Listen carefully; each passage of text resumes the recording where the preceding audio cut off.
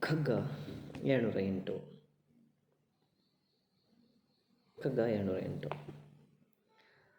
ಮನುಷ್ಯನ ಜೀವನ ಯಾವ ರೀತಿ ಇರ್ತದೆ ಅನ್ನೋದನ್ನು ಈ ಖಗ್ಗದಿಂದ ತಿಳ್ಕೊಬೋದು.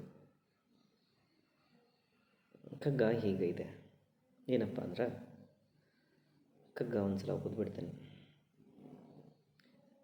ಬೆದಕಾಟ ಬದುಕೆಲ್ಲ ಚಣಚಣವು ಹೊಸ ಹಸಿವು, ಬೆದಕಾಟ ಬದುಕೆಲ್ಲ ಚಣಚಣವು ಹೊಸ ಹಸಿವು, ಅದಕ್ಕಾಗಿ ಇದಕ್ಕಾಗಿ ಮತ್ತೊಂದಕ್ಕಾಗಿ, ಅದಕ್ಕಾಗಿ ಇದಕ್ಕಾಗಿ ಮತ್ತೊಂದಕ್ಕಾಗಿ, ಅಧಿಕಾರ ಸಿರಿಸೊಗಸು ಕೀರ್ತಿಗಳ ನೆನೆದು ಮನ, ಅಧಿಕಾರ ಸಿರಿಸೊಗಸು ಕೀರ್ತಿಗಳ ನೆನೆದು ಮನ, ಕುದಿಯುತಿಹ ದಾವಗಂ ಮಂಕುತಿಮ್ಮ, ಕುದಿಯುತಿಹ ದಾವಗಂ ಮಂಕುತಿಮ್ಮ.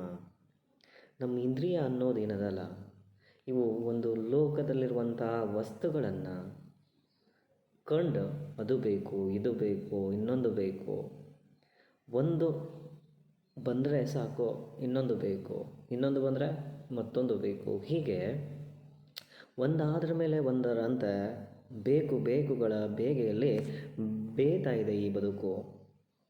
ಹಾಗೆ ಅಧಿಕಾರ, ಸಿರಿ ಬೇಕು, ಸಂಪತ್ತು ಬೇಕು, ಸೊಗಸು ಬೇಕು, ಕೀರ್ತಿ ಬೇಕು, ಹೀಗೆ ಮನುಷ್ಯನ ಜೀವನ ಪ್ರತಿ ಕ್ಷಣಕ್ಕೂ ಕ್ಷಣಕ್ಕೂ ಒಂದು ಹೊಸ ಹಸಿವಿನಿಂದ ಕುದಿಲಿಕ್ಕತ್ತದ ಮನಸ್ಸು.